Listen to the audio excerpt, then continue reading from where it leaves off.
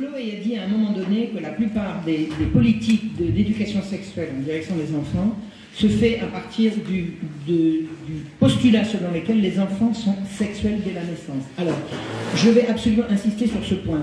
Tous les programmes d'éducation, qui ne sont plus d'éducation sexuelle maintenant, mais à la sexualité, ce qui est vraiment une infamie en soi, quoi. Tous ces programmes qui sont relayés par toutes les grandes agences de l'ONU, que ce soit, je ne sais pas si l'ECOSOC peut être considéré comme une agence de l'ONU, mais que ce soit l'Organisation mondiale de la santé, l'UNESCO, y compris l'Association des enfants, c'est l'Agence des enfants, c'est l'UNICEF. Ensuite, l'Europe, ensuite, toutes les décisions qui ont été prises en France concernant l'éducation à la sexualité, dont nous avons un ministre qui nous ressasse, qu'il faut absolument l'appliquer et que les enfants soient informés de ce que c'est que la sexualité dès leur plus jeune âge. Toutes ces décisions, toutes découlent des travaux de Alfred Kinsey. Kinsey, dont je vous ai parlé, dont Chloé nous a parlé hier et dont je vous ai parlé également, est celui qui a décrété, et ça a été repris partout, les enfants sont sexuels dès la naissance.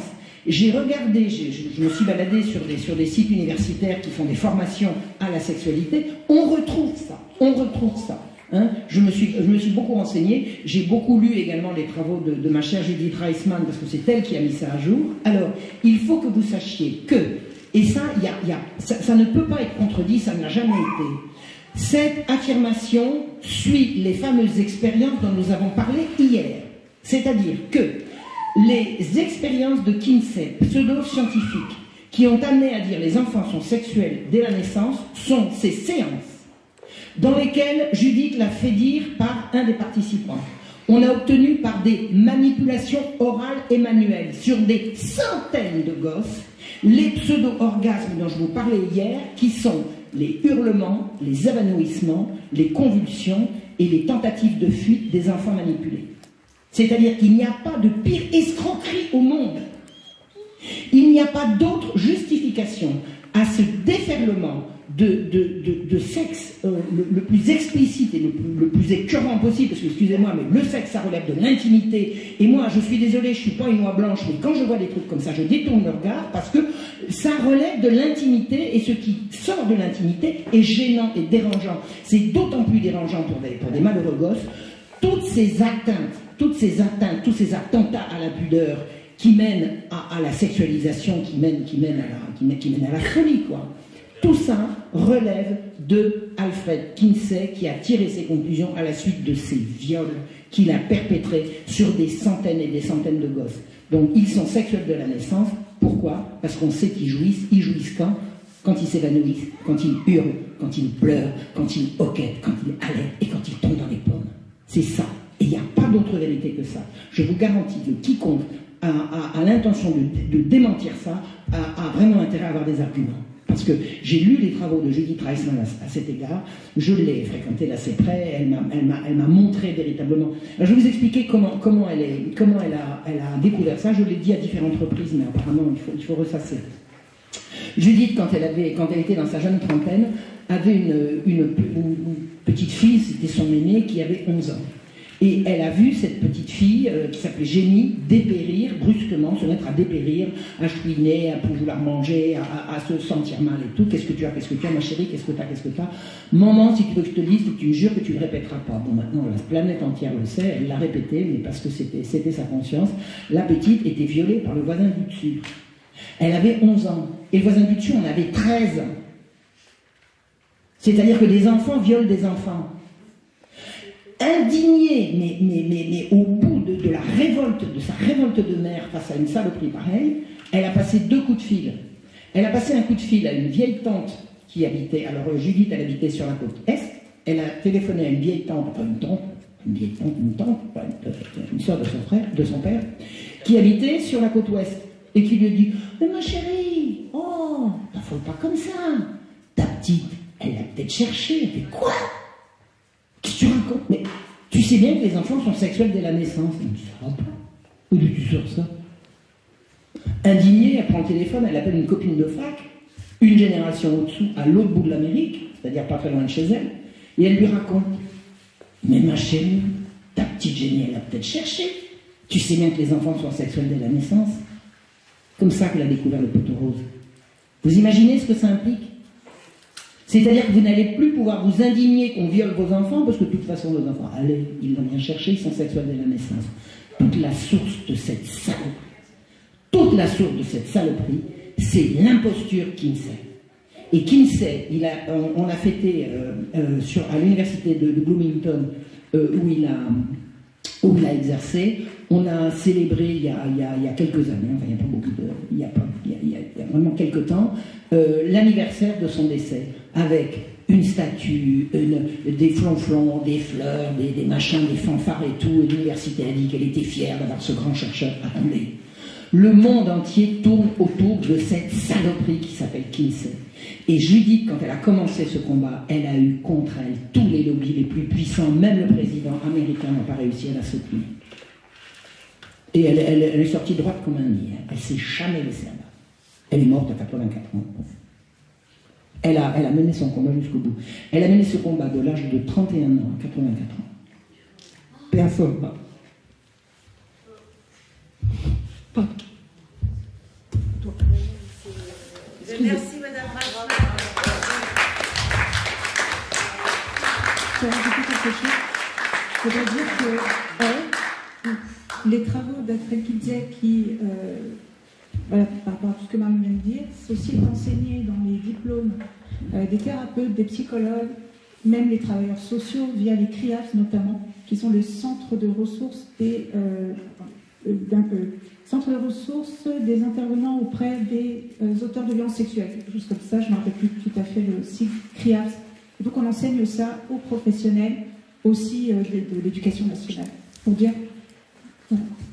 Tout découle de Kinsey. Et alors, un hommage aux pays africains, je ne sais pas exactement lesquels, je sais qu'il y en a beaucoup, mais il y en a plusieurs, qui résistent à cette propagande. Bégzéon, bravo l'Afrique.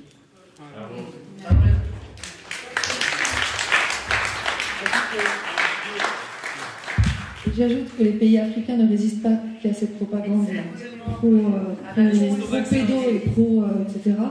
Ils résistent aussi à toute la propagande vaccinale, entre guillemets, injection génique. Et je sais de sources sûres, parce que je connais quelqu'un qui travaille à l'OMS, oui, mais qui est comme nous, hein, qui est pour la vérité, et qui me dit ils sont entravés par les pays africains parce qu'ils sont pas assez, ils n'adhèrent pas assez à la doctrine, et que l'un des objectifs, c'est vraiment de les forcer à entrer dans ce forçage de cette technologie soi-disant aérienne messager. Bon, on ne sait même pas s'il y a de l'aérienne messager, on ne va pas refaire le film, mais donc c'est un obstacle en fait pour les mondialistes eugénistes pédos, l'Afrique. Et ils ont également peur du côté des États-Unis que Trump repasse. Alors pour moi c'est quand même positif, ça veut dire que la peur, c'est bon. La peur de la peur peut changer. Ça peut nous aider. Voilà. Et une autre chose que je voulais, bon, c'est pas tout à fait en lien avec les enfants et tout ça, mais par rapport à l'OMS, par rapport à toujours cette personne, elle m'a dit qu'elle avait assisté à une séance en juillet 2022 dans laquelle il y avait le responsable de Moderna, de Pfizer et de Gavi, donc Bancel, Bourla et des gens de Gavi, qui faisait l'inventaire en fait des dosages de produits actifs, c'est le terme employé, avec les effets que ça engendrait. Donc avec tel dosage, ça fait tels effets, ça fait tant de décès, ça fait tant de thromboses, ça fait tant de myocardite. Ils savent très bien ce qui se passe. Voilà, c'est juste pour le complément OMS. Bon. Merci Chloé. Alors maintenant, ce qu'on va essayer de voir, c'est justement s'il y a des gens qui ont envie de poser une question, j'ai le micro pour que vous puissiez répondre. Est-ce qu'il y a quelqu'un qui voudrait poser une question, soit à Vanessa, soit à Chloé, soit à Marion? Ah, il y en a une. Est-ce qu'on peut faire un collectif pour soutenir Vanessa? Alors, je suis d'accord avec Hélène, mais pas qu'un collectif pour soutenir que Vanessa. C'est un collectif pour soutenir toute la cause, absolument tout le monde. Alors bien sûr, Vanessa, elle va faire partie du réseau, d'accord? Le but, c'est que toutes les vidéos qu'on va mettre en ligne, tous les rendez-vous qu'on a avec, c'est de faire vraiment un vrai collectif. D'accord? Parce que si on ne se réunit pas pour les attaquer en masse, si on décide, nous tous ensemble, d'envoyer des lettres pour les prendre à contre-pied, pour les attaquer pénalement, tous autant qu'ils sont, on n'avancera à rien du tout. Et c'est cette alliance-là, j'adore le côté féminin, d'accord? Non mais, dans ma manière de penser, j'ai toujours pensé que la femme était l'avenir de l'homme.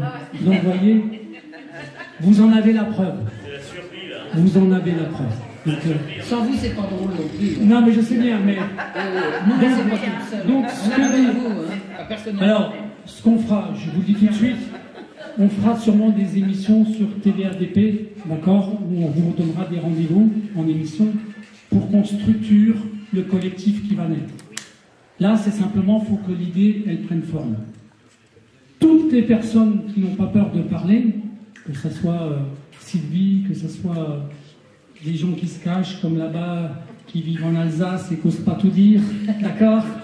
Que ce soit moi, copine Malika, avec qui j'ai déjà travaillé, ou des victimes, ou bien Tony, ou bien Pierre, ou bien Yacine, Youssef, je ne sais pas pourquoi j'ai dit Yacine, excuse-moi Youssef.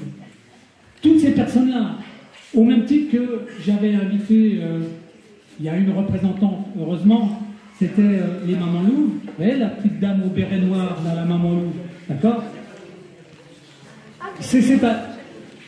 Voilà, donc c'est cette alliance-là qui est importante, d'accord? Et si on ne le met pas en place, alors que maintenant, vous vous rendez compte du contenu qui aura été déjà créé en 48 heures, le nombre de personnes que ça va emmerder, est-ce que vous avez une idée du nombre de personnes que ça va emmerder? Hein? Attends, notre président de la République, il adore emmerder le monde.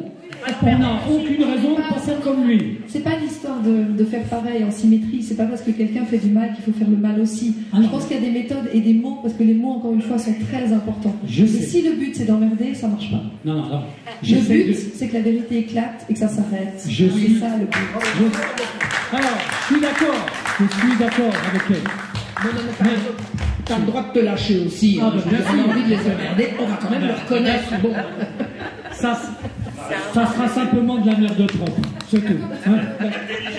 Mais bon, Chloé a raison quand même, d'accord? Donc en tout cas, on va travailler sur cette alliance, d'accord? Sur tous les contenus, notamment avec déjà, parce que vous êtes déjà en ligne depuis hier par la chaîne d'Eric, hein? Oui, d'accord. Quelle est cette chaîne? La télévision paysanne. La télévision paysanne. Voilà, donc ça va circuler grandement, d'accord? Et oui, René?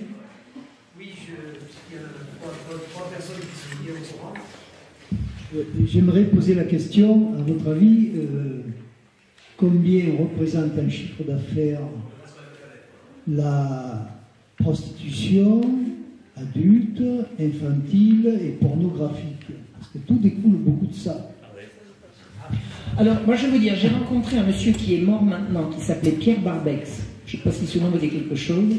Il a étudié les réseaux de pédocriminels d'Europe vers l'Afrique, non, d'Europe vers l'Arabie en passant par l'Afrique. Je ne sais pas si vous voyez le truc. C'est-à-dire Europe, Bordeaux, Mauritanie, traversée de l'Afrique, j'en parle. Il m'a dit, à l'heure actuelle, un réseau de pédocriminels, non pas pédocriminels, un réseau pédophile soft. Quand il dit soft, c'est-à-dire l'enfant, pendant que sa mère n'est pas rentrée du travail, va passer les heures entre la sortie de la classe et le retour de ses parents à la maison pour des activités sexuelles, c'est-à-dire qu'il ne va pas mourir, il ne va pas être torturé, vous voyez ce que je veux dire? Il m'a dit, à l'époque, un enfant rapporte, c'était au temps du franc, 900 000 francs par an. Est-ce que vous imaginez? Bon. Et on vous parle de soft, c'est-à-dire de prostitution infantile, je mets avec tous les guillemets, vous allez comprendre, douce. D'accord? Donc essayez d'imaginer. Un môme rapportait presque 1 million de francs à l'époque. Donc, et alors il m'avait expliqué, il m'a dit c'est le lobby le plus puissant du monde, à mettre à égalité avec le lobby sodomite, mais au bout du compte c'est le même. Alors, Vanessa, elle a des chiffres aussi. J'ai pas le chiffre, je ne me rappelle plus du chiffre précis, mais je sais que la pédopornographie, ça représente un budget de plusieurs centaines de milliards dans le monde. Donc les films, vidéos, etc. d'enfants. C'est tout ce que je sais. C'est à peu près le PIB de la Suisse. Bon. C'est 800 milliards la Suisse. Alors, ce que vous venez de dire là, c'est important. Est-ce que vous voulez que je sois un petit peu opportuniste? Vas-y, sois opportuniste. Je vais vous prendre un témoin là. D'accord? Vous voyez ces trois dames-là? Ça sera mes invités de la première session sur TVRDP sur l'émission qui s'appelle L'enfant, un business pas comme les autres. Ah ben d'accord. Est-ce que vous êtes d'accord? Oui. Vous voyez, c'est parce que vous êtes là, je ne veux pas dire non. Voilà. Donc voilà, c'était... Je trouve que ce sera un excellent démarrage et surtout, ça donnera le moral à plein d'autres mamans. L'idée, c'est de donner de la force, en fait. Voilà, c'est ça. Merci, mesdames. Ne jamais désespérer, ne jamais désespérer. C'est ce qu'ils veulent. Dès que vous avez désespéré, ils ont gagné. Moi, j'ai eu des moments de passage à vide absolument insensés.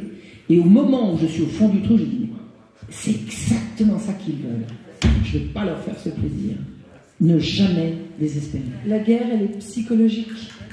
Et c'est ça qu'ils essayent d'atteindre, au-delà de nos moyens financiers, de nos moyens matériels. C'est notre morale qu'ils cherchent. Et c'est notre âme. Ils cherchent notre âme. Exactement. C'est une guerre spirituelle. C'est une guerre spirituelle. Ils veulent voler notre âme. On ne va pas leur laisser. Jamais. Jamais. Jamais.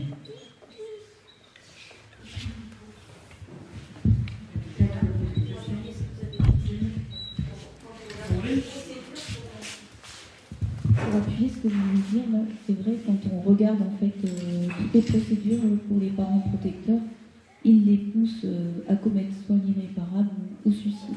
Ils les provoquent au suicide. Vous savez, j'ai été tentée une fois, une seule, par l'idée du suicide. Hein. Je n'avais pas le début du commencement d'une intention de passer à l'acte, mais vraiment l'idée du suicide, à un moment donné de souffrance beaucoup trop intense que je pouvais supporter. J'ai dit, je ne peux plus, je vais en finir.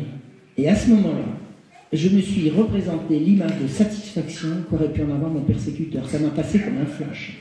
Ça n'a pas duré 5 secondes. Je ne vais pas lui faire plaisir. Ce que je voulais vous dire par rapport à ce que tu es en train de mettre en place, et merci, je suis tellement heureuse d'être venue. Tellement heureuse d'être venue. J'avais senti que c'était important, mais ça se confirme. Et merci à vous, mesdames, merci à tout le monde. Merci à vous. Ce que je voulais dire, c'est qu'à chaque fois que j'ai organisé ces derniers temps, mon premier colloque en juin, si je ne me trompe pas, c'est 2022, parce que des fois je me groupe dans les années, tout passe tellement vite. Après le deuxième colloque en 2023, puis les autres qui sont suivis, à chaque fois qu'on a pu inviter des gens qui ne font pas partie de tout ça, et qui entendent tous ces messages, ils sont... C'est 2021, t'es sûr? Enfin bref, peu importe. En tous les cas, les gens, il y en a plein qui sont capables d'entendre et de dire « Mon Dieu, mais qu'est-ce qu'on nous cache ?» Parce qu'ils voient bien la sincérité des gens qui parlent, ils voient bien les recoupements des témoignages. Et donc l'information est cruciale, c'est bien pour ça que les médias... Je me suis présentée aux élections législatives en disant « Ça va être l'occasion de parler ». Qu'est-ce qui s'est passé quand j'ai rencontré le représentant des co-républicains qui voulait m'interviewer? Donc j'en ai profité pour dire dans quoi je combats. C'est bien la seule chose que j'ai pu dire. Il y avait un colloque qui était prévu. Je dis j'espère que vous allez pouvoir en parler. Je me doutais qu'il allait me dire non, ça ne va pas être possible. Je dis pourquoi? Eh bien parce que on a un ordre. Il ne faut pas faire de vagues. Il ne faut pas faire de vagues. Donc nous devons faire des vagues parce que des gens sont prêts à entendre et alors ils sont scandalisés. Et il faut que petit à petit justement ce travail d'information ça continue parce que quand moi j'ai démarré, on était très peu nombreux. On était très peu nombreux. Il y avait Hélène, il y avait Violette Justice, avec nos qualités, nos défauts, on était là. Et puis petit à petit, on est de plus en plus nombreux. Et on voit qu'il y a une relève qui arrive, même des gens qu'on ne connaît pas encore, qui sont en train de travailler à ça. Et donc effectivement, il ne faut pas baisser les bras, il faut avoir confiance. C'est une épreuve, et je suis d'accord, et je le clame, c'est une guerre spirituelle, une guerre de valeurs, et c'est immensément important. Oui, Ça surprise que c'est Julie. Alors, tu veux parler? T'es sûr? Oui. C'était au sujet de... Alors, je suis Mélène, donc une maman protectrice. C'est sur les post-traumas que subissent les enfants et la prise en charge. Aujourd'hui, on sait que les professionnels ne sont pas du tout au fait, c'est-à-dire tous ceux de la chaîne de la protection, sur les post-traumatiques et la détection des enfants qui subissent.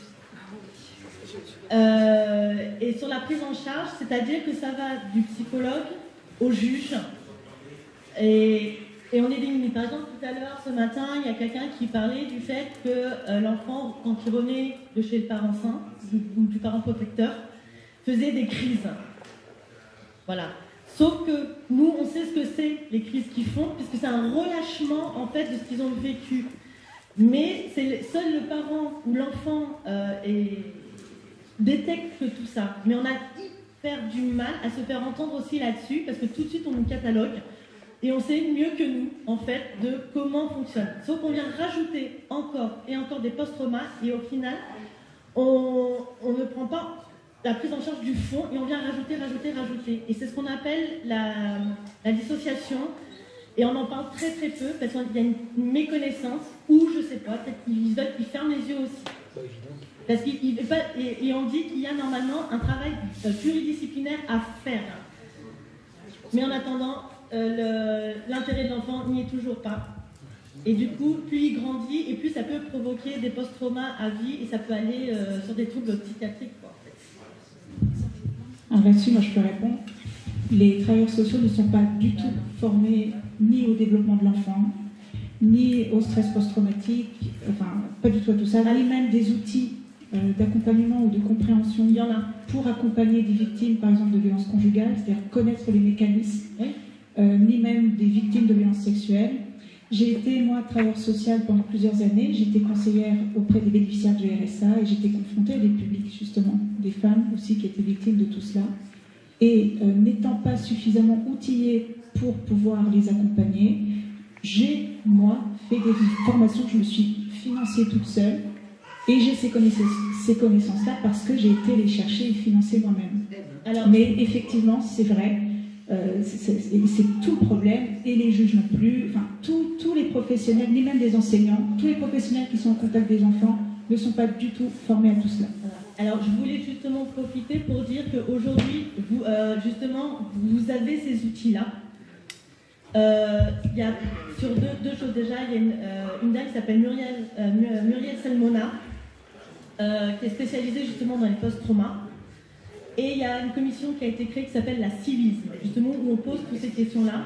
Et en fait, pour l'instant, ils invitent justement tous ces professionnels à se former et à prendre connaissance de ça. Donc les outils, aujourd'hui, ils existent. Alors oui, ils existent, et j'ai moi-même suivi des formations à ce sujet, mais le problème, c'est que ces formations-là sont blindées de notions qui viennent d'être utilisées, où on fait croire aux professionnels que l'enfant est sexuel dès la naissance. Alors je voudrais juste poser une question, parce que si Muriel Salmona était là, je la lui poserai. Il me semble me souvenir, je n'en suis pas sûre, mais il y a peut-être des gens qui y étaient, que quand nous étions à l'Assemblée nationale à l'invitation de Jean Lassalle, il me semble me souvenir qu'elle a dit qu'elle était pour l'éducation sexuelle à l'époque. Oui, mais pas celle-là, pas celle qui est présentée par l'OMS. Ah, celle-là ou une autre. Pas de sexe à l'école, point. Pas de sexe à l'école. Pas de sexe pour les enfants. Rien, jamais, nulle part. Il ne faut pas parler de sexe aux enfants à l'école. Jamais. Ils le font. J'ai compris qu'ils le font. Mais attendez, il ne faut pas justifier ça. Jamais, en aucun cas. Le sexe à l'école, c'est par là que le diable est rentré, si vous voyez ce que je veux dire. Alors, la mauvaise éducation à la Kinsey, mais on va faire la bonne, c'est non. On fout la paix aux gosses, on les protège de la vision du sexe. C'est une mesure de prévention contre les violences sexuelles. Il n'y a pas à faire de prévention contre les violences sexuelles en sexualisant les enfants. Si, on les sexualise si on parle de sexe. Là, tu es en train de croire, Florence, est en train de croire ce qu'ils sont en train de dire. Exactement. Ce sont des manipulateurs. Donc quand Marion dit pas de sexe, c'est absolument pas. C'est zéro. Le sexe, il appartient l'enseignement aux parents. Exact. Et à personne d'autre. Exactement. Le sexe, c'est ceux qui regardent, excusez-moi, je vais être extrêmement choquante, je vais vous dire une énormité. Le sexe, ça concerne la reproduction de la vie. Le saviez-vous? On n'en parle jamais de ça. Moi, j'ai lu le rapport des droits sexuels. Hein, puisque, attendez, dans les premiers paragraphes, le sexe, ça sert à se faire plaisir. Non, mais puis quoi encore? Le sexe, c'est le plaisir, mais ils sont dingues. Le sexe, c'est la reproduction de la vie, la reproduction sexuelle de la vie. Qu'on y prenne du plaisir, c'est la moindre des choses. On ne se reproduirait pas si on n'y prenait pas du plaisir. Donc, le plaisir, c'est le moyen, ça ne peut pas être le but. Donc, on a affaire à des pervers qui renversent les valeurs. Et je dis, quelqu'un qui dit il faut une bonne éducation sexuelle à l'école, je lui dis dehors. C'est non. C'est non. Pas de sexe pour les enfants. Si vos enfants vous posent des questions, répondez-leur. Si moi, qui suis adulte, un gosse me pose la question, je vais être extrêmement gêné pour répondre, mais je vous garantis que je ne me considère pas comme étant missionné par qui que ce soit pour répondre à des questions comme ça, si c'est pas mon gosse. Donc, le sexe à l'école, non, jamais. Jamais, jamais, jamais. Ok, attends, je voudrais compléter ça, ce qu'elle avait dit, parce que peut-être qu'il y a quelque chose. Bon, alors j'entends le sexe à l'école, non, jamais. Donc le sexe doit être enseigné par les parents, c'est ça que tu as dit? Voilà. 80% des violences sexuelles ont lieu en famille. Alors, d'où sortez-vous ce chiffre? Ah ben, Muriel Salmona, les voilà. Innocence en danger. Innocence en danger, c'est qui? C'est Oumera. Qui est-ce Innocence? Oumera Sellier? C'est l'UNESCO, Oumera Sellier. Il y a énormément de violences sexuelles intrafamiliales. C'est l'UNESCO. Oumera Sellier, c'est l'UNESCO. L'UNESCO est signataire de tous les droits sexuels. Donc il n'y a pas 80% de violences sexuelles. Comme d'où vient ce chiffre? Si c'est Oumera Sellier, je suis désolée, cette dame est payée par l'UNESCO. Non, parce que moi j'ai des enfants victimes d'inceste. Les grands-parents ont fait l'éducation sexuelle de mes enfants. Hein. Ben merci. Hein. Alors c'est mieux quoi? À l'école? C'est mieux à l'école? J'ai pas de meilleure réponse. Hein. Alors, simplement l'éducation sexuelle par le père et par les grands-parents incestueux, non merci. Alors là, j'explique. Alors c'est quand même mieux de ne pas être éduqué par un parent incestueux. Alors si c'est ça la conclusion, là je suis d'accord. Alors je connais le dossier de Florence depuis. Non mais attends, je vais laisser là. Moi c'est à ma mère que j'ai posé des questions, c'est pas à mon père. Donc j'explique pour que les gens comprennent. Non, c'est ça. Non, mais j'entends bien. Non, mais attendez. C'est le 80%, quelle est la source? Si c'est l'UNESCO, je ne les crois pas. Point. Non, mais je veux dire, voilà. Non, mais toi, ton dossier, il est très particulier. D'accord? C'est quand même un pourcentage de cas, c'est pas 80%. D'accord? C'est un pourcentage réduit. Mais on ne le connaît pas. Son dossier, elle a cumulé d'ailleurs plein de choses. D'accord? Mais le pourcentage de ces cas tels que le sien, c'est pas 80%.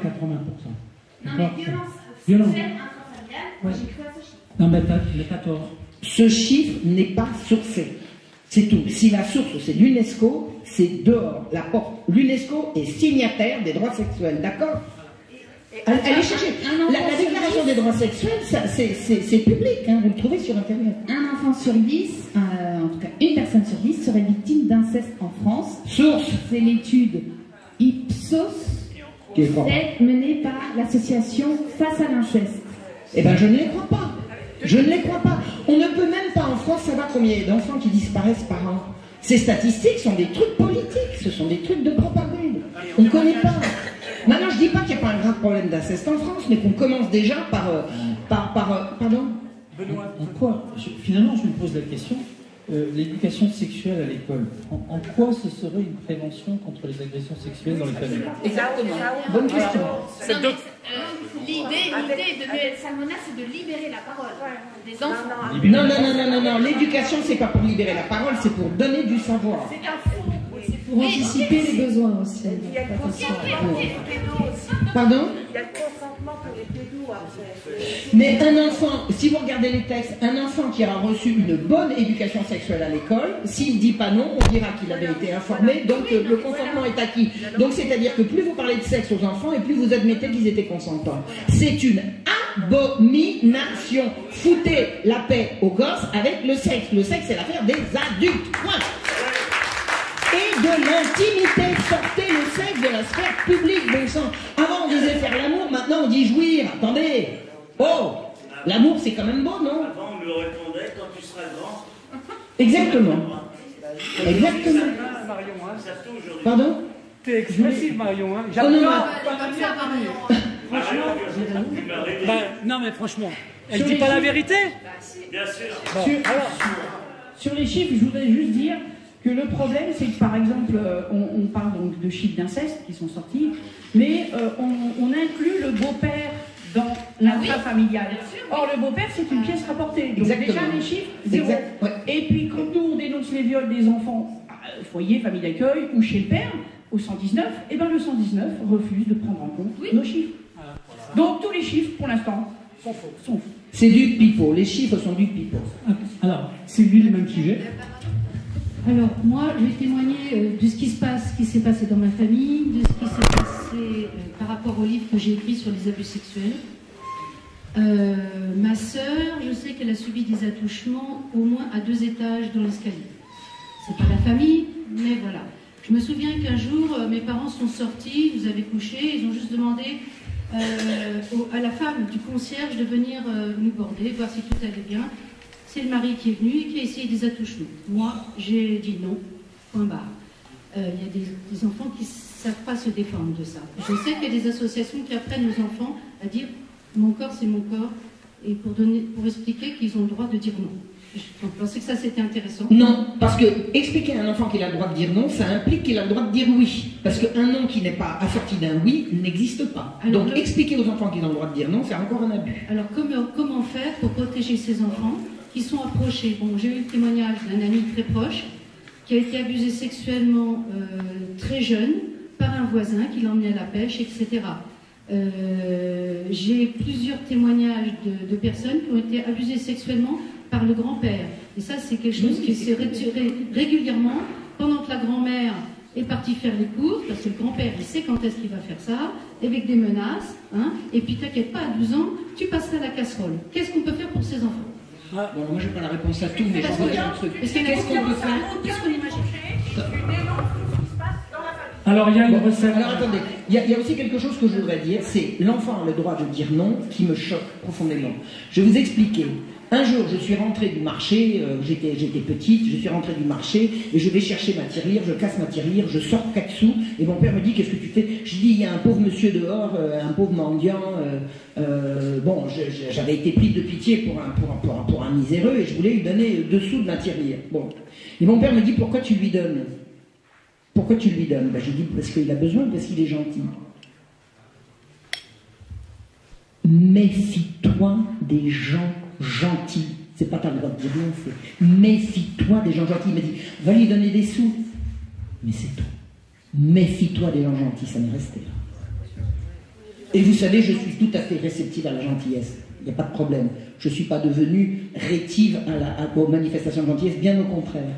Mais c'est ça qu'il m'a dit. Il m'a pas dit, tu as le droit de dire non. Il m'a dit, méfie-toi des gens gentils. Point. Tu as parlé peu, mais... Je donne la parole à...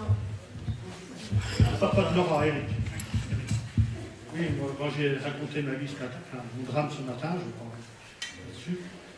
là-dessus. Par rapport à l'inceste. Avec la maman, nous avons élevé comme j'ai dit ce matin, nous avons élevé notre enfant pendant 5 ans, matin, midi et soir.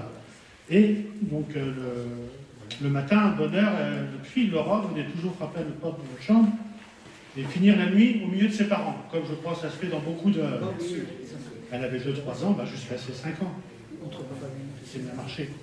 Et donc quand on m'a volé ma fille, le premier week-end que je l'ai eu, un week-end sur 2, excusez-moi de bafouiller, mais c'est pas facile. Hein. Le premier samedi soir, je dis voilà Laura, tu vas retrouver ta chambre.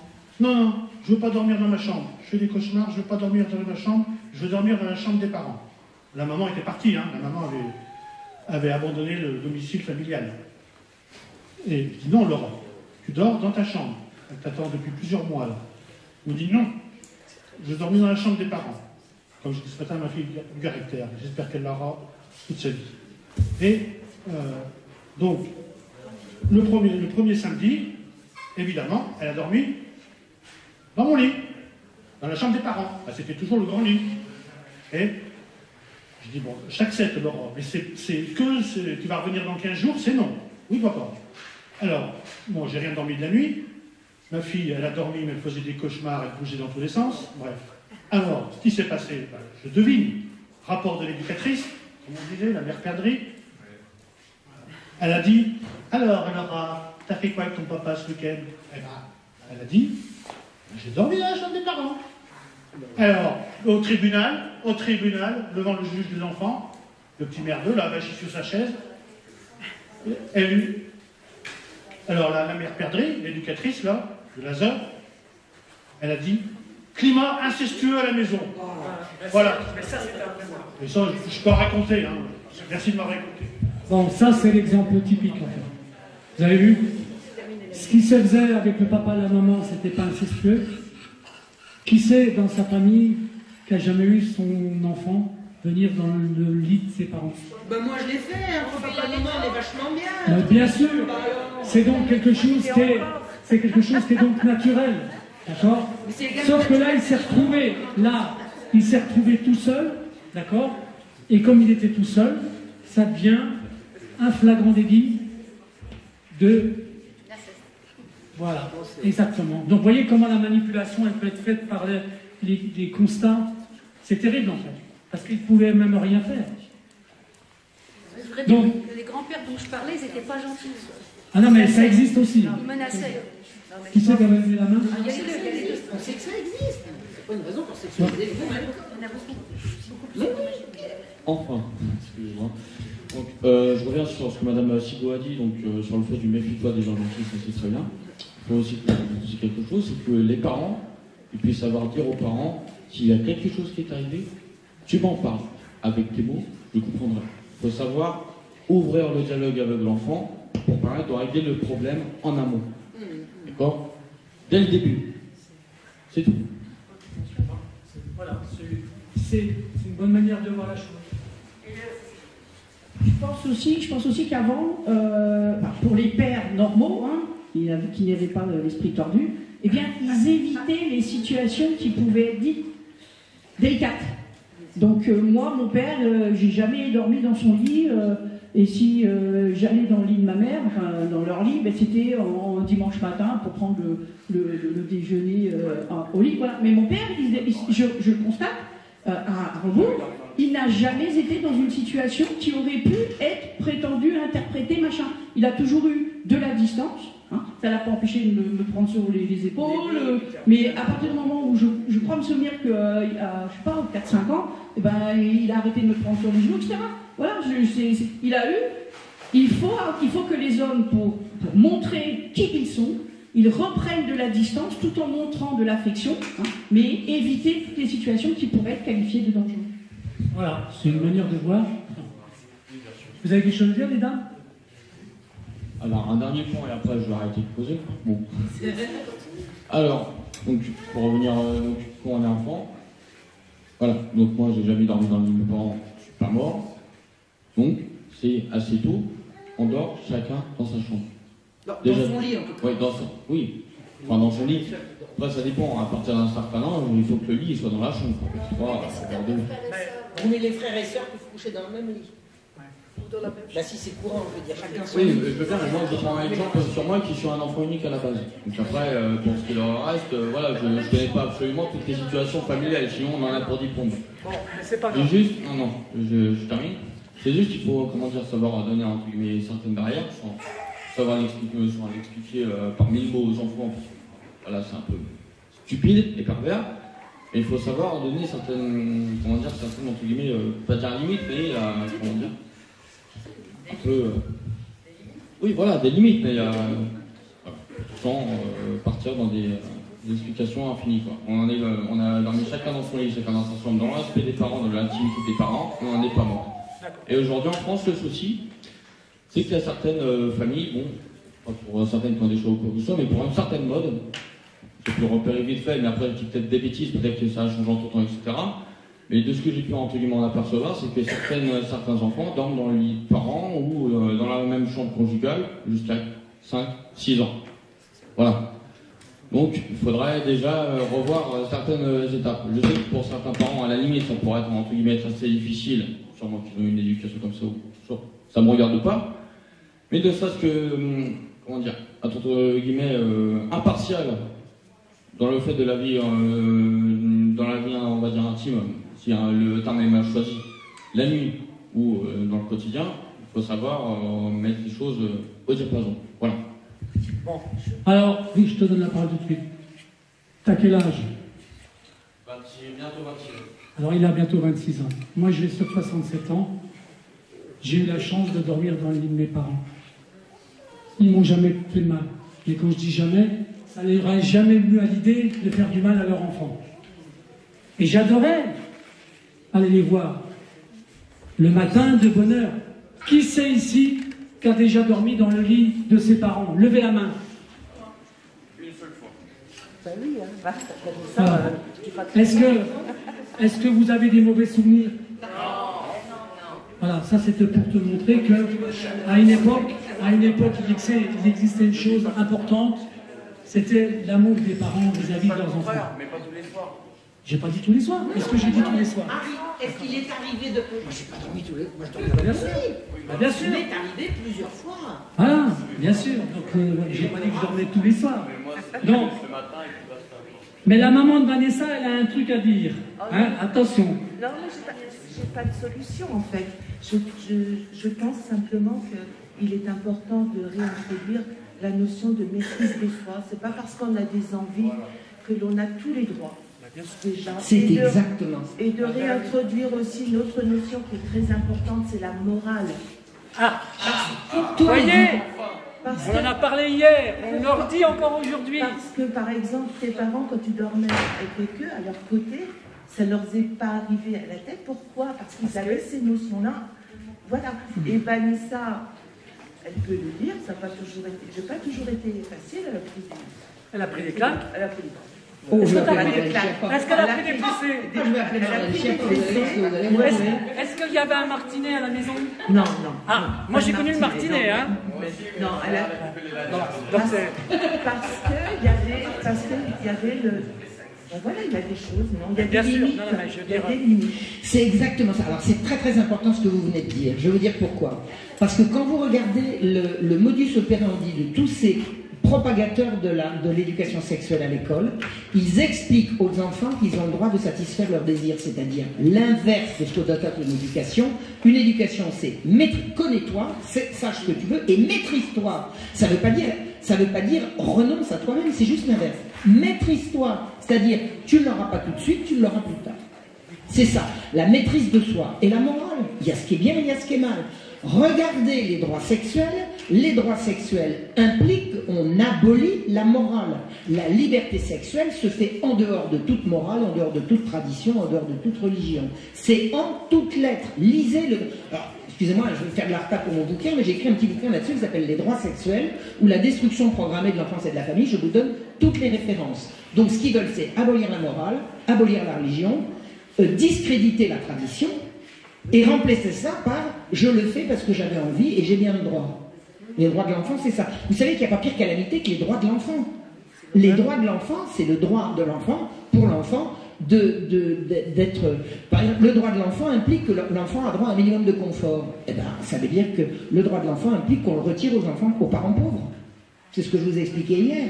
Le droit de l'enfant implique que mon père m'a envoyé une gifle parce que j'étais habillée comme une pute. Mon droit, c'est de dire, voilà, je veux changer de père. Non, vous vous rendez compte? Non mais attends, bon, moi j'ai pris des baffes, il y en a quelques-unes que je regrette, mais il y en a d'autres que je ne les ai pas volées, hein, c'est clair et net. C'est clair et net. Puis moi, je suis quand même habité d'une notion morale absolument indéniable. Je veux dire, il y a le bien et il y a le mal, et puis je ne confonds pas les deux. Bon, bah c'est une éducation qui m'a donné ça. Il est évident qu'avec les conflits que j'ai eus avec mes parents, ça serait aujourd'hui, mais j'aurais terminé en foyer, moi j'aurais terminé putain. C'est absolument certain. Donc, la famille, même si elle a été relativement dysfonctionnelle chez moi, elle va quand même se trouver d'essentiel. Et je pense que les mondialistes s'attaquent à la famille parce que justement, une famille détruite ne fait pas société. Exactement, c'est exactement ça. Donc, rétablir la morale et rétablir la maîtrise de soi. La maîtrise de soi, c'est le contraire des droits sexuels. Les droits sexuels, c'est j'ai envie de... Vous savez, je raconte au début de mon bouquin l'histoire, je ne sais plus si c'était la préface au livre de Judith, je ne me souviens pas. Vous avez eu un drame qui s'est fait dans une piscine. Vous savez, il y a eu à Cologne, le 31 décembre, je ne sais plus quelle année c'était, 2012, 2013, je ne me souviens pas. Il y a eu des agressions contre les femmes allemandes par des migrants, ça a été une catastrophe. Et quelques temps après, mais juste quelques temps après, on a appris que dans une piscine à Vienne, en Autriche, vous avez un migrant irakien, il était en train de s'amuser dans le plongeoir, il sautait, il nageait et tout, brusquement, il est sorti de l'eau, il est allé dans les vestiaires, il a attrapé un homme de 6 ans, il l'a sodomisé, il est retourné faire le con sur le plongeoir. Le gosse a hurlé, mais vous connaissez le bruit qu'il y a dans les piscines, vous pouvez toujours hurler dans une piscine, tout le monde gueule. Le personnel de la piscine voit un gosse en sang, ils appellent immédiatement la police débarque, le gars continue de faire le mariole, il l'attrape, il lui met la main au collet, il dit « donc go ». Ben oui, quoi, j'avais besoin. Ben j'avais besoin. Mais attendez, les flics, on a le droit de faire ça en Irak. Ah ben non, chez nous, c'est la peine de mort. Alors vous n'avez pas le droit chez vous, vous avez le droit ici. Entre les deux, entre l'Irak et ici, il s'est passé quoi? On lui a expliqué ses droits sexuels au mec. Ça, c'est ma conclusion. Simple hypothèse. Mais comment voulez-vous que quelqu'un qui vient d'un pays où la morale sexuelle est tellement pudique que les pays arabes, parce que je connais un petit peu, c'est extrêmement pudique. Extrêmement pudique. Il arrive chez nous et qu'il viole un homme et puis qu'il retourne faire le mariage. Au lieu de se sauver, mais parce qu'on lui a expliqué qu'ici il y avait les droits sexuels. Et les droits sexuels, c'est quoi? C'est que t'as envie, t'as le droit. Non. La morale, c'est pas ça. Ça, c'est le diable. Ça, c'est le diable. Oui? En fait, c'est plus complexe que ça. Il y a différentes civilisations dans la civilisation arabe. Et la couleur, c'est une couleur publique. Le péché, c'est ce qui est public. Et par exemple, à chaque fois, les années tunisiens, on parle des gueules d'enfants et tout ça, parce que c'est quelque chose de honteux qu'on ne doit pas parler. Une piscine, c'est un endroit public. Oui. Et en réalité, dans la réalité des faits, comme vous connaissez dans les pays, il se passe beaucoup plus de choses, mais on ne doit pas en parler. Et il y a des traditions sexuelles qui font que mes amis me disent en réalité, ils disent qu'il y a beaucoup plus de choses chez nous que chez vous, mais c'est honteux d'en parler. Justement, ces enfants dans ces pays-là ne sont pas protégés parce qu'on n'en parle pas. Comme c'était chez nous. Le silence de fait, c'est bien de ne pas parler de sexe à l'école, mais quand même d'expliquer aux enfants que ça existe. Parce que j'ai un beau-frère médecin, il y a eu plusieurs patients de notre famille qui sont suicidés parce qu'elles avaient été violées par gamine. À l'époque, les parents disaient tais-toi, c'est honteux. Hein, et ça se poursuit toute la vie. C'est aux parents d'écouter là. Oui, mais on n'écoutait pas les enfants et les prédateurs profitaient de ce silence pour toute leur vie violer des gosses. Et c'est ce qui se passe encore dans tous ces pays.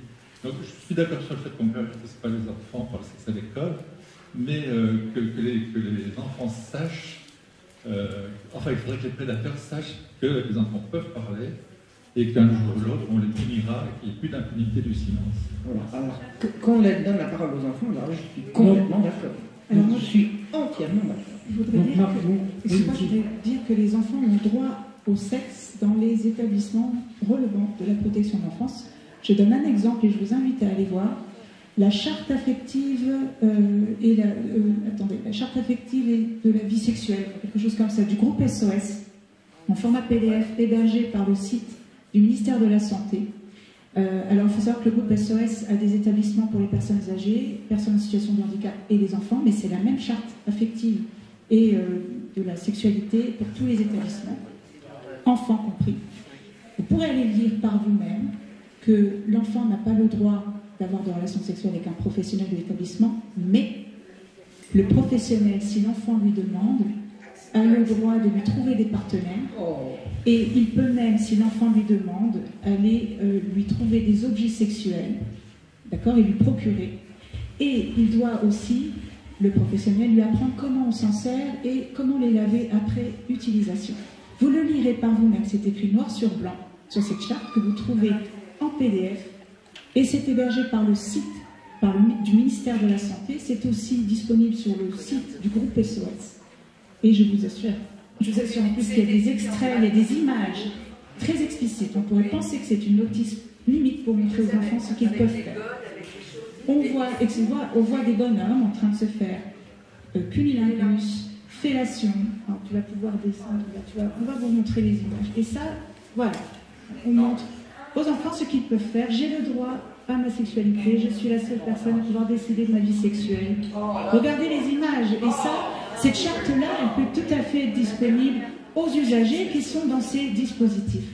Voilà ce que je voulais ajouter. Alors, je vais rebondir parce que ce que tu viens de montrer pour certaines catégories d'enfants placés est exactement dans une charte de l'éducation nationale pour toutes les écoles de France, de la primaire au collège. Excuse-moi, je et c'est exactement les mêmes choses. Mais c'est le programme de Kinsey. C'est le programme de Kinsey. Et ça a été remis à tous les directeurs d'écoles primaires, collèges et lycées avec des instructions. Et là, on parle en plus du transgenre. C'est le programme de Kinsey. Et le genre, les études de genre sont également au programme de l'Institut Kinsey. Tout ça, c'est du Kinsey. Et alors, pour ceux qui ne le savent pas, Kinsey était financé par l'Institut Rockefeller et il était... Ah oui, c'est vrai, tu l'as dit, excusez-moi. Et promu et protégé par la CIA. Voilà. Et tous les directeurs d'établissement, depuis septembre 2022, ont l'obligation de faire intégrer la sexualité dans le projet d'établissement et de le faire remonter à l'académie. C'est-à-dire que maintenant, il y a un contrôle. Jusqu'à présent, la loi existait, elle n'était pas appliquée. Et là, le ministère de l'Éducation nationale a fait publier une circulaire au mois de septembre 2022. C'était obligatoire pour les établissements de donner le projet d'établissement et le sexe à l'école devait être inclus dedans. Et un père de famille allemand qui a refusé, sa fille est rentrée d'école après un cours d'éducation sexuelle en larmes. Il s'appelait, je ne me souviens pas du nom de ce père de famille allemand. Il a été mis en prison parce qu'il a dit que sa fille ne retournerait pas au cours d'éducation sexuelle. Donc il a été mis en prison et sa femme qui était enceinte, on lui a dit qu'elle irait en prison après son accouchement. Alors en France, moi j'ai l'exemple de plusieurs mamans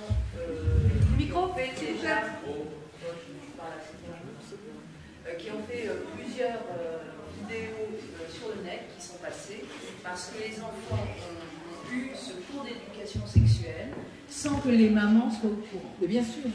Mais les parents sont les ennemis à abattre. La moindre des choses, c'est de demander l'autorisation aux parents. C'est même des personnes extérieures. Oui. Donc là aussi, il y a quelque chose à faire maintenant. Ouais. J'ai le droit d'avoir des relations sexuelles avec une ou plusieurs personnes. Avec eux. Quand je veux, le jour, la nuit, le dans avec ces gens. Je sais que ça me disait quelque chose de bien sûr. Finalement, la meilleure prévention, c'est la structure familiale, la structure sociale, la religion. Et des familles et des structures familiales aidées. Parce que je pense qu'il y a une grande solitude des parents en détresse et il n'y a pas d'instance pour véritablement leur venir en aide. Moi j'ai vu dans mon village une femme, on lui a retiré ses 7 gosses parce qu'elle n'arrivait pas à les élever. Est-ce que vous croyez que les services sociaux ne pouvaient pas l'aider à les élever? Je veux dire, la détresse des parents, ne serait-ce que la détresse psychologique, mon gosse, j'arrive pas à en venir à bout. Il y a des gens qui savent, qui pourraient aider les parents. Or jamais on les aide.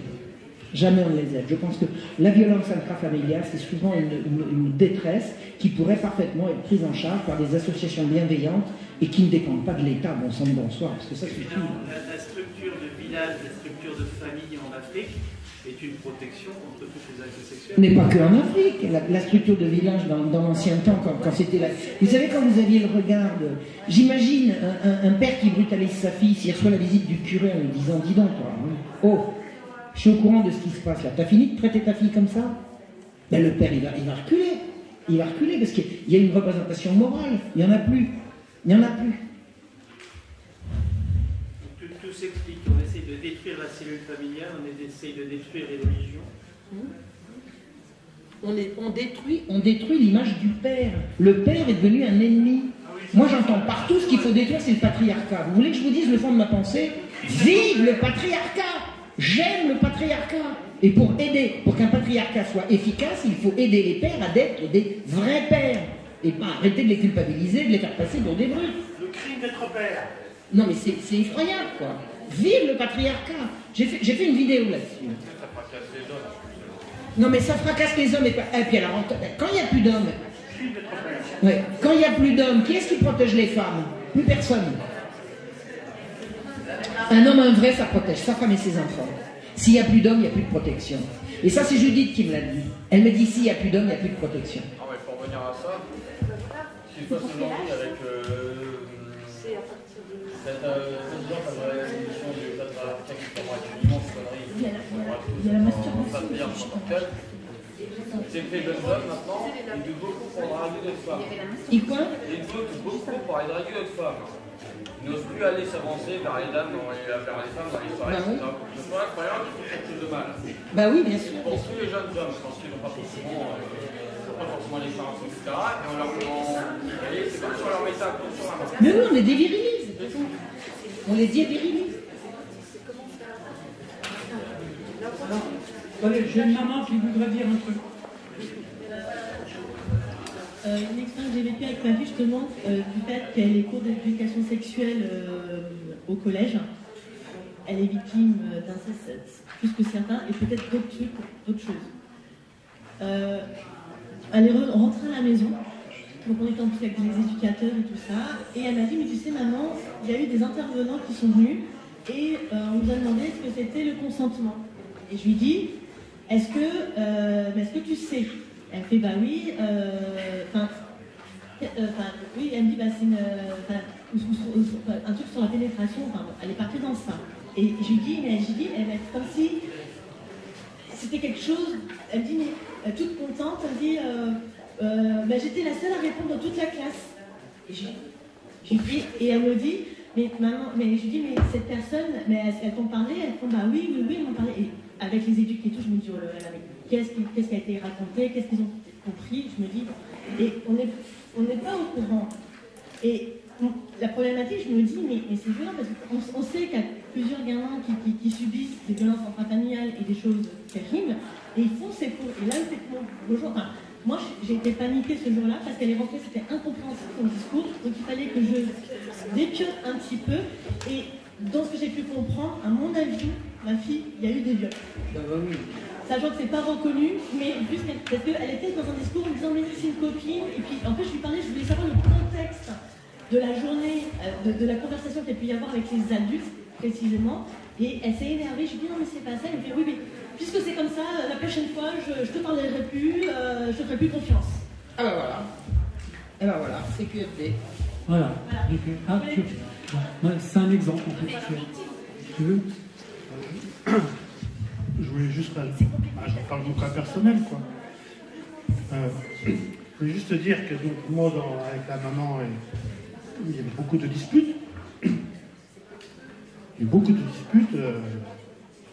Et il n'y a jamais eu d'agression physique de ma part. Des violences.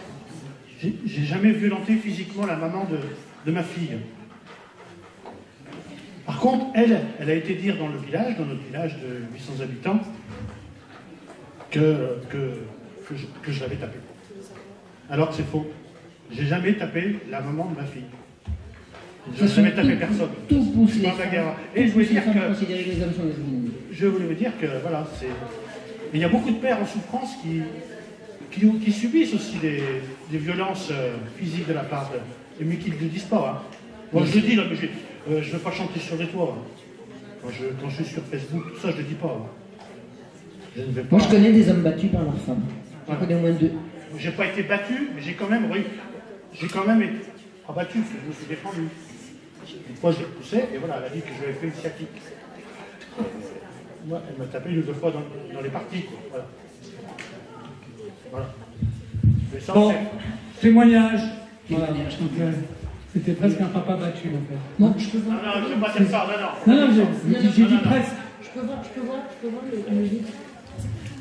Non, je ne suis pas un papa battu. Oui, c'est ça. On parlait de l'aide qu'il faudrait apporter aux familles. Et dernièrement, ma fille donc, a ouvert une école alternative. Elle a été invitée à une réunion par, je crois que c'était le maire de Vernon, enfin d'un village. Je veux pas dire... Ah non, c'est une directrice d'école, je ne vous dis pas de bêtises, une directrice d'école qui a fait plusieurs signalements croyant bien faire. Et elle s'est aperçue que les parents, ils voyaient plus de leurs enfants, ou pratiquement plus. Elle a été très choquée parce que sur 1 ou 2 ou 3 années, elle s'est dit, mais c'est pas possible. Et elle a fait cette réunion pour dire aux autres parents, il faut qu'on aide les familles en difficulté pour pas qu'il arrive ce qui est en train d'arriver. Et j'ai trouvé ça extraordinaire comme initiative. Et je pense que c'est important de le dire parce que j'espère qu'il y en aura de plus en plus. C'est-à-dire une sorte de fraternité, on s'intéresse à ce qui se passe à notre voisin et on ne se contente plus de s'en remettre à des institutions ou à un État qui finalement se révèle malfaisant. Et c'est cette fraternité qu'il faut retrouver, qui malheureusement, dans liberté, égalité, fraternité, a été mis à la fin et qu'il aurait fallu mettre au début. Oui, alors moi, je conclus, non, enfin bon, oui. Alors moi, je voudrais simplement faire une toute petite synthèse, mais quelque chose de très bref, d'accord ? À chaque fois que vous essayez de faire du bien, quel que soit le bien que vous essayez de faire, dans la création, dans la manière de dire, il y aura toujours les mêmes qui prendront le bien que vous avez fait pour le transformer en mal. Vous ne pourrez jamais l'empêcher. D'accord ? Alors des fois, j'ai des messages tout bêtes. Je regrette qu'on n'ait pas un nouveau docteur Guillotin. Vous voyez ce que je veux dire ? D'accord ? Et qu'on coupe la tête, qu'on coupe la langue au menteur. Ouais, ça existe encore ? Je crois que c'est une sénatrice, il y avait 3 sénateurs le 3 juin 2021 qui a fait le rapport qui ressemble à un rapport sur le crédit social chinois au Sénat, une proposition avec toutes les mesures de surveillance à tous les étages, il s'appelle Guillotin. Je pense que ça doit être un Soit il avait fait une bonne invention, hein, quand même, d'accord ? Il ne faut pas l'oublier. On devrait la remettre en place. Enfin, c'est une idée. Oui, je voudrais ajouter également que notre société est hyper sexualisée et que ça nous appartient aussi à tous d'essayer aussi d'éviter ça, ne serait-ce que par des boycotts, ne serait-ce que par... et de dénoncer aussi l'hypersexualisation des enfants. Pourquoi on achète un string à une gamine de 3 ans C'est parce qu'il y a des acheteurs. Bien sûr. Bon, donc là, en fin de compte, dans ce qu'elle vient de dire, la maman de Vanessa, il faut inventer une petite guillotine exprès pour le sexe. C'est une idée, c'est pas ce qu'elle a dit. J'assume. Dans le temps, il existait la castration. Je sais que c'est. Peut-être que les violeurs, maintenant, au lieu de les condamner à de la prison, si on les condamnait à une castration, mais officielle, tu vois. Eh ben, on lui coupe les mains. Non, attends, on va commencer. Non, arrête-toi. Là, on dérive. Ah, excusez-moi, on est là pour dénoncer les crimes et faire en sorte qu'ils s'arrêtent. Tout ce qui concerne la justice et le châtiment, c'est pas de notre ressort. Bon, alors pas de châtiment. Non, j'ai pas dit ça. J'ai dit que ça n'est pas de notre ressort d'en décider. J'ai pas dit qu'il n'en fallait pas. J'ai dit ça n'est pas de notre ressort. C'est tout ce que je dis. Bien sûr qu'il faut des châtiments. Je veux dire, nous ne sommes pas là pour les énoncer. C'est ça que je veux dire. Notre rôle à nous. Mais non, mais je comprends. On a tous envie. On a tous dit il faut qu'on les pende. Moi, je dis ça 3 fois par jour qu'on les pende.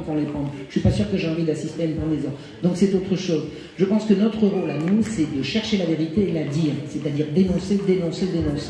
Et puis après, d'autres instances entreront en action. Je suis désolée, j'ai pu mal m'exprimer. Je disais simplement que, en fait, il faut... en fait, c'est un constat. Il y a l'hypersexualisation des enfants. Il y a des images qui sont... qui sont pas du tout adaptées qu'on voit au quotidien. Pour un parfum, vous avez une femme en porte-jartel. Enfin, il y a tout ça. Et puis également, il y a le boycott. Bon, il faut déjà dire aux enfants, peut-être d'essayer d'écarter de toutes ces images. Et le boycott, encore une fois, pourquoi des parents achètent des strings et des petits soutiens-gorge à des gamines de 3 ans? Je suis désolée, c'est pas adapté. Moi, après, Ils les achètent parce qu'ils les trouvent sur le marché, c'est déjà ça qu'on pourrait commencer par mais dire. s'il n'y avait pas d'acheteurs, il n'y aurait pas de... Non, c'est l'inverse. On a commencé par proposer le produit. C'est l'inverse. Ouais. Voilà, de la même manière que sur le marché, on trouve par exemple le jeu vidéo GTA V. Donc c'est l'acronyme pour Grand Theft Auto. Donc c'est à la base un jeu vidéo automobile. Et c'est un jeu vidéo où tous les interdits sont permis. Rouler en sens inverse, défoncer un barrage de police, rouler en état d'alcoolémie, rouler sous l'effet de la drogue. Et quand on a gagné des galons dans ce jeu, petit à petit, on peut aussi aller se payer une stripteaseuse à Las Vegas. On peut se taper une prostituée dans sa BMW devant la boîte de nuit. Et donc, il y a, attention, on se tape la prostituée dans sa BMW, il y a la voiture qui bouge, il y a les bruits, et même on peut mettre une option où il y a la manette de la PlayStation, je sais pas, je ne connais pas le dernier terme, qui vibre. Donc, c'est interdit aux moins de 18 ans, c'est-à-dire c'est interdit à la vente. Sauf que ça, ce sont des jeux vidéo qui se retrouvent très facilement dans les familles. Et moi, j'ai une amie, par exemple, qui arrive à 4h de l'après-midi à la réunion de famille. Les adultes sont en bas, passent un bon temps. Elle dit, et les enfants, ils sont où? Ah ben, ils sont tous en haut. Elle va en haut. Et qu'est-ce qu'elle voit? Il y a tous les cousins devant ce jeu vidéo, de 8 à 16 ans. Et elle voit là, par exemple, au moment où elle arrive, un homme qui lèche les seins d'une femme. Donc, ce jeu-là, il est commercialisé déjà depuis une paire d'années. Moi, j'avais dénoncé ça dans une réunion de classe, réunion de parents d'élèves, et il y a une maman qui me dit mais t'inquiète pas, moi j'en connais, ils font déjà ça au CP. Ah ben, merci, me voilà rassurée. Nous voilà rassurés. C'est ce que disait Carl Zero récemment. Ah bah qu'est-ce que vous voulez, il faut bien regarder du porno avec eux, sinon ils le regarderont sans nous. Je suis désolée, ils n'ont pas regardé. Oui, il a dit. Oui. On va vous le mettre parce que moi quand j'ai dit ça sur une vidéo, on m'a dit c'est pas possible, arrêtez de mentir. Alors j'ai balancé. Excusez-moi, j'aimerais bien revenir sur le sujet déjà d'une part. Alors déjà, il y a la corrélation, ne serait-ce qu'entre la vie réelle et le jeu vidéo déjà d'une part. Ça se déroule donc à travers un écran, à travers un support. Déjà d'une part. Deuxièmement, ce genre de jeu vidéo, je suis d'accord, ne devra pas se retrouver aux mains des enfants. J'ai pas fini. Dans ce cas-là, il faut que les parents puissent être eux-mêmes sensibilisés aux jeux vidéo pour ne pas le mettre entre les mains de jeunes enfants qui ne devraient pas voir ces images. Et j'appuie bien sur le sujet parce que oui, c'est un fléau, mais les parents ne sont pas forcément au courant et du coup, entre guillemets, que trop tard. Donc il faudrait que les parents soient... Voilà. Mais on ne peut pas, entre guillemets, incriminer une société ou une entreprise qui crée des jeux vidéo ou quoi que ce soit, parce que eux, on va dire entre guillemets, bon, je suis entre guillemets un peu au courant, mais je ne vais pas aller jusque-là non plus, ça se passe à leur insu. Parce que leur public cible, c'est marqué sur la jaquette, c'est 18 ans. Déjà. Mais voilà, même, je suis désolé, même pour des adultes, on n'a pas à faire la promotion de toutes les... Ce n'est pas de la promotion. Bon, monsieur, un jeu si c'est pas pour promouvoir. Non, ça promouve pas. Non, bah, si tu gagnes des points à chaque fois que tu tues un flic, je suis désolé, c'est la promotion du... Excusez-moi, madame. Dans ce cas, moi je joue depuis 2015, j'ai le jeu. Dans ce cas-là, je serai un tueur de flic, je serai un violeur. Non, mais pour remettre les choses au clair, il n'y a pas de promotion. Ce qui se passe, quand on joue à un jeu vidéo, et là je vais revenir un peu... C'est une aparté qu'on ne devrait pas faire justement quand on parle de placement d'enfants ou qu'on parle de sexualité ou quoi que ce soit, mais bon, si on va aller sur cet argument, on va y aller là quand même. Il y a l'aspect psychologique quand on joue à un jeu vidéo. Ce que l'on perçoit de manière psychologique. Il y a plusieurs, quand on sait dans la psyché humaine, il y en a plusieurs. Il y en a qui sont, on va dire, assez équilibrés ou quoi que ce soit, donc le jeu vidéo en tant que tel ne va rien leur faire. Ils savent que c'est un effet de contexte, une fiction, donc ils vont pas aller plus loin, etc. Ça leur permet de donner un bon moment, etc. S'ils trouvent un certain message dans le jeu vidéo, d'accord. Mais d'autres personnes, et là oui, là il va falloir aussi appuyer dessus, qui eux ont une certaine psychologie, qui eux vont entre guillemets être entre guillemets incités à commettre ces délits. Mais en aucun cas, un support vidéoludique ne promeut pas ce genre de comportement. Il les inclut, etc., comme élément de gameplay, d'accord, mais cela reste de la 3D, cela reste des polygones, d'accord. Et voilà, j'entends tout à fait le fait de pouvoir votre argument et vos inquiétudes ou quoi que ce soit, mais il faut revenir sur le sujet de la psychologie aussi en tant que telle. Sinon, il y a plusieurs millions de personnes qui jouent à ce jeu. Si ça prouvait vraiment ce jeu-là... S'il y a plusieurs millions de personnes qui jouent à ce jeu, ça veut pas dire que c'est bien. Il y a aussi plusieurs milliards de gens qui ont été Covid, je rappelle. Je n'interviens pas. J'ai envie de vous empêcher de regarder des jeux vidéo. Rien à voir.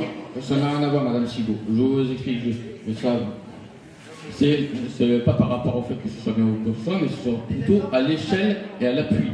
Si on se disait que vraiment ça promouvait ce genre de comportement, c'est dédié ou quoi que ce soit, sachant qu'il y a des millions de personnes à travers le monde qui jouent à ce jeu vidéo, le monde sera à feu et à sang. Mais il est à feu et à sang. Il est à feu et à sang parce que il y a eu des mœurs, entre guillemets, il y a eu des mœurs malsaines qui sont venues depuis des années, des siècles. Ce n'est pas un jeu vidéo sorti il y a une dizaine d'années, même une série sortie il y a 25 ans, qui va prendre le pas sur des siècles de malfaisance. Donc là, je suis désolé, Bon, j'entends parfaitement, mais voilà.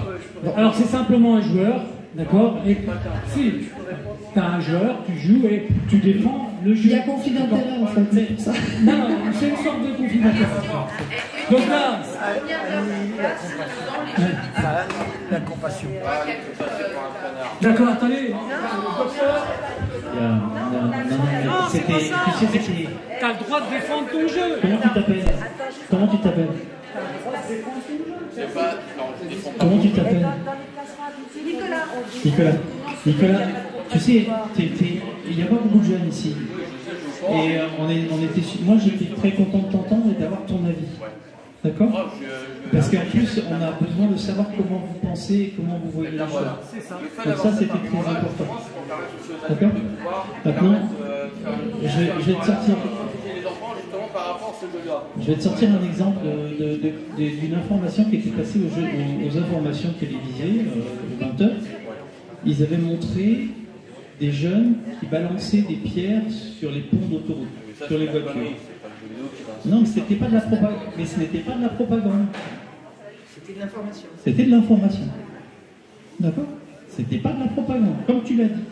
Et je pense que tu penses que c'est pas de la propagande. Je pense que c'est pas de la propagande. Mais ça va influencer.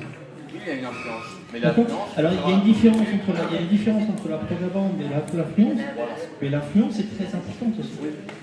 Et le jour où ils avaient montré cette information à la télévision, des informations des jeunes qui balançaient des pierres sur le pont d'autoroute, et bien les semaines suivantes, il y avait plein de jeunes qui allaient balancer des pierres sur les ponts d'autoroute. Oui, parce que les parents n'ont pas su leur expliquer que c'était entre guillemets pas Non, ça influence et ça va donner des idées. Vous savez, sous l'Ancien Régime, quand on exécutait un grand criminel, et notamment un grand criminel sexuel, et je connais quelques exemples, le détail de la condamnation n'était jamais énoncé pour ne pas donner de mauvaises idées aux gens. C'est comme ça que les lobbies LGBT ont pu faire croire qu'on brûlait vif des homosexuels uniquement parce qu'ils étaient homosexuels et qu'ils s'aimaient, etc. Alors qu'en fait, moi j'ai regardé le cas d'un grand criminel sexuel qui a été brûlé, alors prétendument vif, alors qu'en fait c'est son cadavre qu'on a brûlé, mais peu importe, sous le règne de Louis XV. Il a été officiellement brûlé pour crime contre la nature, c'est-à-dire que tout le monde pouvait comprendre que c'était l'homosexualité. En fait, c'était un pédocriminel, et il était hors de question de le faire savoir dans le jugement pour protéger l'innocence des gens qui n'étaient pas au fait de ces choses-là. C'est-à-dire que plus on montre des atrocités, plus on montre des erreurs, et plus on les banalise, et plus on les permet. Et ça, c'est mon amie Judith qui m'a expliqué ça en long, large et en travers. Elle me dit, plus il y a de porno, plus il y a de crimes sexuels. C'est exponentiel, le porno, et les crimes sexuels suivent la même courbe. Plus on montre, plus on incite. Qu'on le veuille ou non, même si c'est pas le but. Parce que l'éducation sexuelle des gosses aujourd'hui, c'est d'aller regarder Pornhub mais là, sérieusement. Juste ce que vous pouvez faire avec des gosses de 12 ans pour accès à tout. Et bien, avec des gosses de 12 ans, vous commencez, parce qu'ils en sont toujours au niveau. Beaucoup la petite sœur et tout. Mais il faudra peut-être leur dire, bon, tu as vu là, la sodomie sur Pornhub, allez, on regarde la sodomie tous ensemble. Ils la regardent de toute façon. Ça, normalement, on regarde la sodomie tous ensemble. Tu vois ce que je veux dire? C'est comme ça, c'est quand même. Je veux dire, vous pensez qu'à l'école, il faut arriver sur ce principe? C'est pas à 12 ans, il faut en parler à 5 ans, à 6 ans. À 5 ans, la sodomie à 5 ans, ok? C'est lundi, là. C'est possible, en 2 clics, et ouvre les yeux. Non, je suis plus d'accord. Carl Zéro, il est avec Oméra Célier. Il est avec Oméra Célier. Carl Zéro, à ma connaissance, je ne le connais pas. Je ne sais pas. Je ne sais pas. Il est avec Oméra Célier. Oméra Célier, c'est l'UNESCO. L'UNESCO, c'est les droits sexuels, c'est tout. Moi, j'ai reçu plein d'infos par Carl Zéro. Oui, oui, bien sûr. Ah, mais je dis pas le contraire. L'affaire de Zandvoort, je l'ai appris par Carl Zéro. Oui, moi je l'avais apprise par ailleurs. Par ailleurs. Mais peu importe. Non, mais attendez, c'est très bien. C'est ce qu'il fait. Heureusement qu'il est là. Je ne sais pas. Je ne sais pas. Heureusement qu'il est là déjà pour cette information. Peut-être que... Oui, mais si passe cette information pour faire passer qu'il faut faire l'éducation sexuelle à l'école, parce que si c'est pas l'école, ce sera le petit papillon, etc. Donc il a bien dit ça. Et maintenant, Pornhub, on va le regarder ensemble, et pas à 12 ans, à 5. Ça, je suis pas d'accord. Je viens de découvrir, je suis d'accord. Oui, mais il y a des gens qui tombent de l'armoire. Hein. Il y a des gens qui tombent de l'armoire. Alors je dis pas qu'il en croque. Hein. J'ai jamais prétendu ça. Hein. J'ai jamais prétendu une chose pareille et qu'on me fasse pas dire ce que je n'ai pas dit. Je dis pas qu'il touche au gosse, ce gars-là. Mais il a un rôle extrêmement ambigu. On ne pourra pas m'enlever, il faut lui reconnaître qu'il a fait un énorme boulot et qu'il fait un énorme boulot et que lui, il fait le gosse avec ses outils. Peut-être, mais et en attendant, il passe des trucs comme ça. Donc maintenant, soyons vigilants. Maintenant, soyons vigilants. Et je vous dis, se référer à l'UNESCO, c'est une aberration. C'est une aberration. Je voulais aussi vous montrer cette affiche qu'on voit un peu partout à Genève depuis des années, en fait, sur les bus, partout. Touche pas à mon zizi, c'est Titeuf, ouais. Dis-le avec ton accent. Touche pas au mon zizi. Et je me dis, mais pourquoi on voit cette affiche tout le temps, depuis des années? Je sais que le cerveau n'enregistre pas les négations. Le fait de parler. Lui, c'est pas le papa, hein, c'est quelqu'un qui est étranger à la famille. Pour moi, cette affiche, peut-être que je suis tordue, hein, j'ai l'impression qu'elle incite à le faire. Plutôt qu'elle l'empêche. Et il est placardé partout. Voilà, c'était juste une petite remarque. Parce que déjà, le pot, c'est pas pas, c'est pot. Non, touche pot. C'est pot juste. C'est pot juste. Mais je veux dire, le cerveau n'enregistre pas la négation. Moi, je dis touche à mon zizi. Un enfant, vous lui dites ne touche pas à ça. Et ne touche pas, tu vas le faire. Pourquoi il nous balance ça tout le temps? Et même un ado. C'est ça que ça m'inspire. Ben je viens d'apprendre quelque chose. J'ai encore appris quelque chose. Je me dis sur ma tête. Il y a d'autres choses que vous voulez qu'on montre? On va s'arrêter. Je pense qu'on va. Déjà.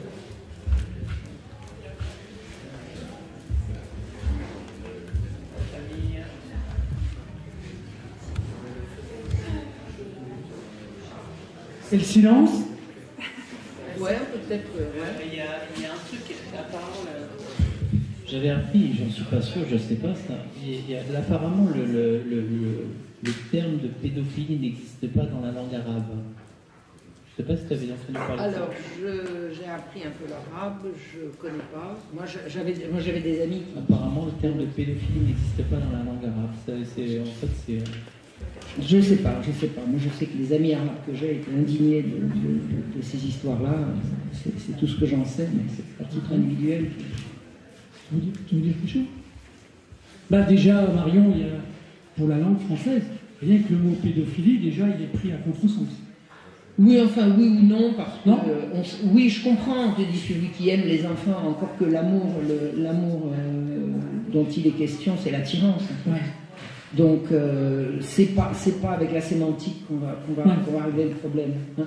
Moi, je me souviens quand l'affaire Dutroux avait commencé, il y avait des émissions sur France Inter. Pourquoi dites-vous que Marc Dutroux est un pédophile? Un pédophile, il aime les enfants, donc on peut dire qu'il est pédocide parce qu'il tue les enfants. Donc voilà, le pédophile c'est bien, le pédocide c'est pas bien. Non.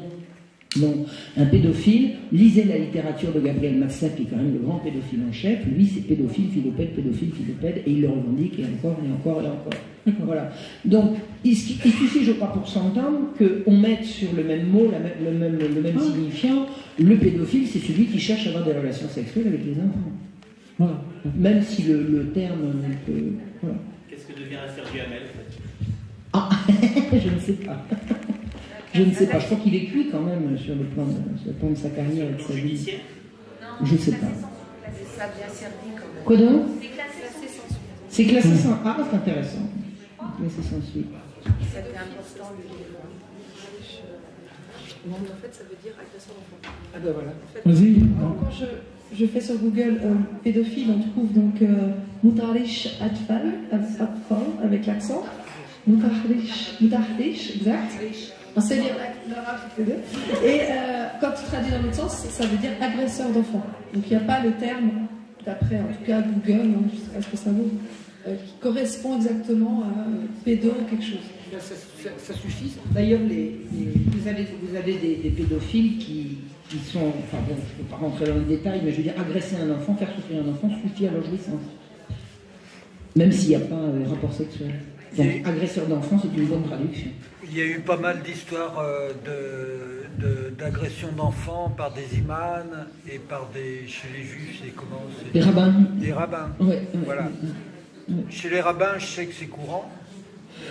Je n'irais pas dire que c'est courant, disons que la chose a éclaté à différentes reprises. Voilà. Sur certains lieux. Sur certains lieux, je sais qu'il y a une Israélienne qui avait fait un reportage qui a vraiment fait scandale, où elle est allée raconter ce qui se passait dans une école, tout ce qui est plus traditionnel de la tradition rabbinique, épouvantable. Alors moi je dirais que dans toutes les religions, y compris l'islam, je sais parce qu'on m'a raconté des histoires à la mosquée de Paris pour celle, et ça concernait une de mes sœurs qui allait prendre des cours d'arabe à la mosquée de Paris, et l'imam, une très belle femme, enfin une très belle petite fille à l'époque, il la mettait sur ses genoux pour essayer de la caresser. Oui, mais ça, c'est pas propre à un homme religieux, de quelque religion que ce soit, c'est propre à l'agresseur sexuel qui s'est mis dans un certain métier pour pouvoir avoir accès à des gosses. Je suis d'accord, mais les profs de gym, je voudrais savoir la proportion de pédophiles chez les profs de gym par rapport à la proportion de pédophiles chez les imams, les rabbins et les curés. Les relever, Marion, c'est simplement, quelles que soient les religions, souvent on a confiance en son rabbin, en son imam, en son prêtre, les Bousselona catholiques, c'est édifiant. Il y a quand même aussi, dans les ordres religieux, des pédophiles, des agresseurs d'enfants. Il y a des agresseurs d'enfants partout où il y a des enfants. Et dans les familles, et ailleurs, dans la société. Il y a des agresseurs d'enfants partout où il y a des enfants. Ça ne veut pas dire que tous les gens qui sont avec les enfants sont agresseurs d'enfants. Clairement. Bon. Est-ce que je peux faire un tout petit intermède de rien du tout? 2 minutes. Voir à peine. Parce qu'ils ont prévu de manger là ce soir, en fait. Ils ont acheté du poulet, ils ont acheté de... Alors, il y aura ça comme une cagnotte. Qui c'est qui serait à même de faire comme on a fait hier soir, une belle table sympa? C'était sympa hier soir.